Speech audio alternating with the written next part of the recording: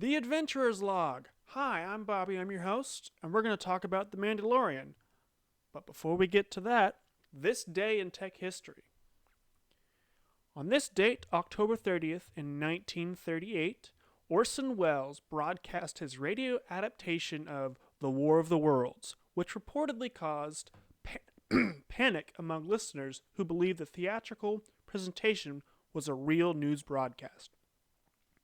Regardless of the actual levels of panic caused, The War of the Worlds is one of the most famous radio broadcasts in history. So, there we have it. All right, so on to today's topic. Before I go any further, spoilers are ahead. You have been warned. If you've not seen the episode, do not watch any further. This is your one and only warning. Granted, the spoilers ahead will be there the whole time, but still, this is your one warning. All right, so season 2 of The Mandalorian dropped today, and oh my goodness, it's so good. um, there's so much to cover. Oh my goodness. Let's see here. So the episode is called The Marshal. And we see the Mandalorian go to some fight pits on a planet, which is very common in the Star Wars universe. But this is the first time that we've truly seen them. Yeah, we saw in, Star Wars: The Clone Wars, Star Wars: Attack of the Clones, a arena, but really, this is the first version of the fight pits that we've seen in live action. And it's interesting. The two weapons, the Gamorreans, I think that's their name. Yes. I think it's how you pronounce it, actually. Anyways, they're using vibroblade weapons, which in the games, in specifically Knights of the Old Republic, that's the first time that I ran into them in the Star Wars universe. They are, other than lightsabers, they are the only bladed weapons that can actually withstand a lightsaber attack. So, at the finale of season 1, we saw the Mandalore fighting off a bunch of stormtroopers, and right at the very end, we saw someone in a TIE fighter crash and then step out, and he had some sort of blade. It's a vibrosword. It is not a lightsaber. No matter what anybody says, it's a vibroblade. Vibroblade, vibrosword. Unless if Jon Favreau comes in and says, it's a lightsaber, I'm not going to accept that it's a lightsaber. So, we see axe form of a vibroblade or a vibrosword. Vibro axe. So that's the first time, other than the finale of last season, that we've seen a vibrobladed weapon. It's interesting. I noticed the Cyclops character that the Mandalore is talking to. It's probably motion capture, but it's so well done. I was almost convinced it was a puppet. So that just, to me, shows the level of details this series has. It's so phenomenal. So we end up back on Tatooine. We see the repair lady, space dock lady, I don't know. And, she's so excited to see the little one, the kid. Just so you know, I'm not going to be referring to the child as Baby Yoda. Not going to. Anyways, so she, plays with the kiddo for a moment or two, and Mandalore finds out of this town that there's a supposed Mandalorian is at. So he goes off in search. And he finds out the gentleman in question is named the Marshal. And hence the title of the episode, The Marshal. So they sit down in the bar, and the Marshal takes his helmet off. And our Mandalorian realizes, oh, or Mando as others have called him, realized he's not a Mandalorian. I have rights to take that back by creed of my ancient order. And so we see a little bit of a verbal brawl happens for a moment, and it looks like it's about to get hairy and someone's about to die. But the really cool thing for me is the fact that the Marshal is Timothy Olyphant. Yes, from Justified, as well as Santa Clarita's Diet, and the original Agent 47 in the first movie from The Hitman. So I think it's neat that he's the Marshal. So it's a little, for me, it was a little Easter egg. Even if it wasn't intended to be, that's what it was. So then this creature comes through town and destroys stuff, and the Marshal goes, okay. If you help me, I give you back the armor. Mando's like, okay, whatever. And it's like, I'll just get my ship. And it's like, no. If you get your ship, the creature's going to go into hiding, and you won't be able to get it. Well, the creature is a crate dragon.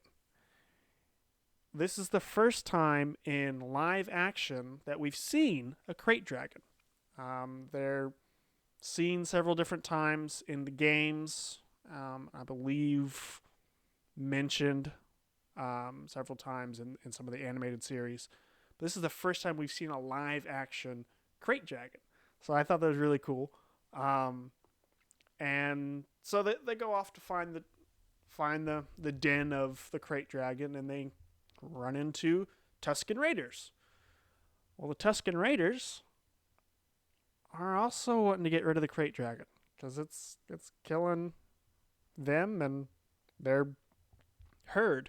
So they make a deal, and it's interesting because the Tusken Raiders had always been known as just the shouting, grunting, and those monsters.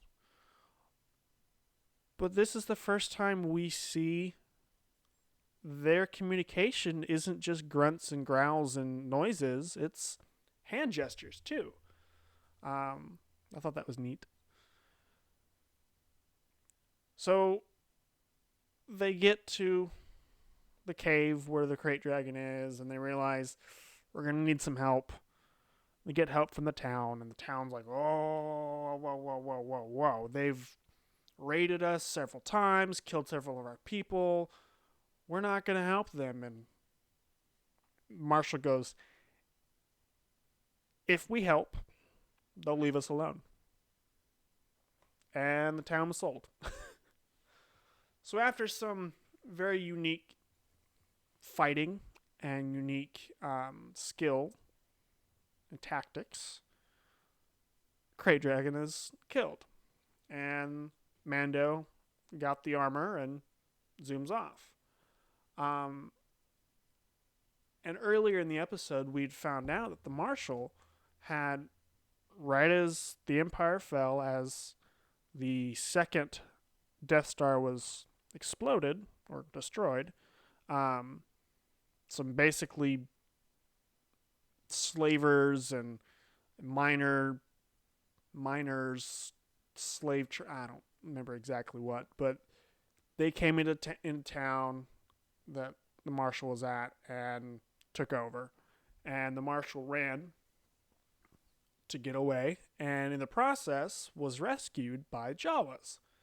And the canister that he had taken with him had some really expensive, nice crystals in it. I don't remember what they said it was. I think it was like silica crystals or something like that. And so, in their Jawa tank thing, they, they come across these crystals like, oh my gosh, like, and they keep trying to give the marshal different things to, like, here, take this. This is in payment of the crystals. And he sees the Mandalorian armor that looks like Boba Fett's armor. Last time we saw Boba Fett was the Return of the Jedi. And he was thrown into the Snorlax pit, or whatever creature is, pit. Well, there's a deleted scene that, unless you know to look for it, you don't see it. Well, the thing is, in that scene, we see Boba Fett climb out of that pit. That's, that might be news for some people, but that's what it is. He climbs out of the pit and he survives. So, we don't know where his body is, but we know where his armor is. So the marshal gets the armor, goes back and frees his town, and that's how the marshal got it. So, back to our story. Mando has gotten the armor and, loads up his little speeder bike with the kid and a little bit of the crate dragon meat and the Mandalorian armor and zooms off. Well, there's a gentleman that watches from a distance as Mando drives away or zooms away or whatever.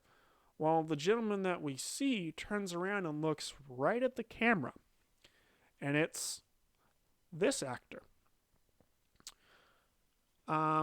The actor in question is Temuera Morrison. I probably butchered that name. Might recognize him as Jango Fett. I'm not saying he's Jango Fett in the episode, because the credits say he's Boba Fett. Well, if you remember, all of the clones that were used in the Clone Wars were modeled after one person, Jango Fett.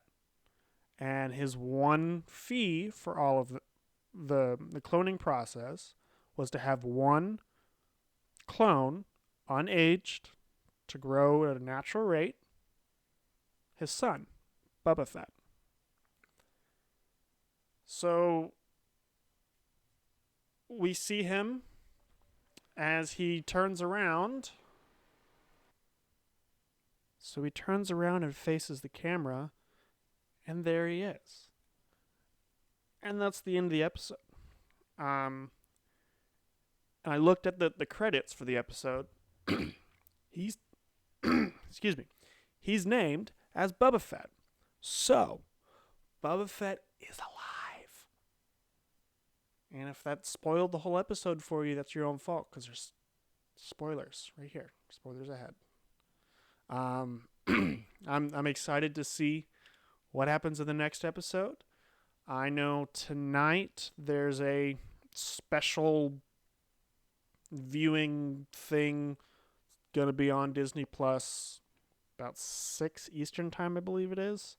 It's got Jon Favreau and several others in the show talking about the new episode of The Mandalorian. So I'm looking forward to that. I'll definitely be watching that tonight, seeing what they say about that. But I'm excited for this season because Boba Fett's back, and it looks like they're going to confirm that Boba Fett is a Mandalorian, or at least possibly. Because in other TV shows, I think No, in one of the books about Boba Fett,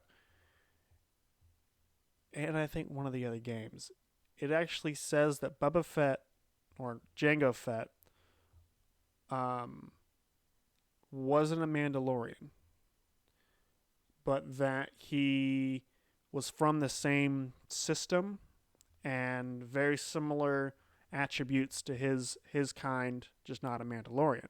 So I don't know if they're going to change that because it was the loose canon or the soft canon because it was a game or a book. It wasn't specifically the movies. Um, so if they change that, it's not a big deal to me. Um, but I'm excited because, like I said, Boba Fett is alive. Mando has to go find the child's people, return the child.